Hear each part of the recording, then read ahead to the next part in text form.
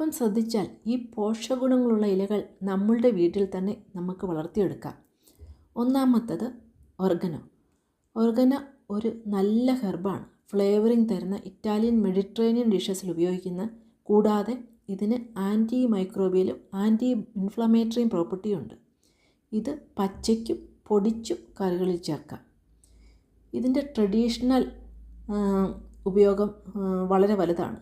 Holistic wellness പ്രാക്ടീസിൽ ഇതിൻ്റെ oil ഉപയോഗിക്കും. അടുത്തത് സേജ്. ഫ്ലേവറിങ്ങിന് വേണ്ടി മീറ്റിലും ചിക്കൻ വിഭവങ്ങളിലും ഇടാം. ഫ്രഷായും പൊടിച്ചും ഉപയോഗിക്കാം. ഇത് ഓർഗനയും സേജൊക്കെ നമുക്ക് തണ്ടിൽ മുറിച്ച് വേറെ തൈകളുണ്ടാക്കാം. പിന്നെ ഉള്ളത് മല്ലിയിലയാണ്. നമുക്ക് എല്ലാവർക്കും അറിയാം മല്ലിയില നമ്മുടെ കുക്കിങ്ങിൻ്റെ അവിഭാജ്യ ഘടകമാണ്. പഞ്ചസാരയുടെ അളവ് നിയന്ത്രിക്കാനും ഡൈജഷനും മല്ലിയില സഹായിക്കും. പിന്നെ അടുത്തൊരു റിഫ്രഷിങ് ഹെർബാണ് മിൻറ്റ്. മിൻറ്റ് വളർത്താൻ ഭയങ്കര എളുപ്പമാണ്. പക്ഷേ നമ്മൾ കെയർഫുൾ ആവണം. നമ്മൾ ചട്ടിയിൽ വളർത്തണം, അല്ലെങ്കിൽ അത് കാട് പോലെ എല്ലായിടത്തോട്ടും വളരും. വേറെ ചെടികളെ ഒന്നും വളരാൻ സമ്മതിക്കില്ല. അതുകൊണ്ട് ചട്ടിയിലാണ് ഇത് വളർത്തേണ്ടത്. ഇതിൻ്റെ തണ്ട് മുറിച്ച് വെച്ച് വളർത്തിയാൽ ഇത് പെട്ടെന്ന് വളരും.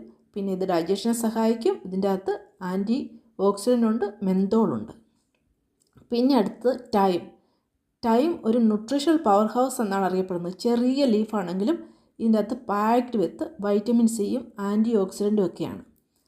ഇത് റെസ്പിറേറ്ററി സിസ്റ്റത്തിനെയും ഇമ്മ്യൂണിറ്റിയെയും ഡൈജഷനെയും സഹായിക്കും. പിന്നെ ചൈവും ഇതുപോലെ വളരെ പോഷകഗുണമാണ് ഉള്ള ഒന്നാണ്. ബോൺ ഹെൽത്തിനും സഹായിക്കും. വിറ്റമിൻ കെ ധാരാളമുണ്ട്.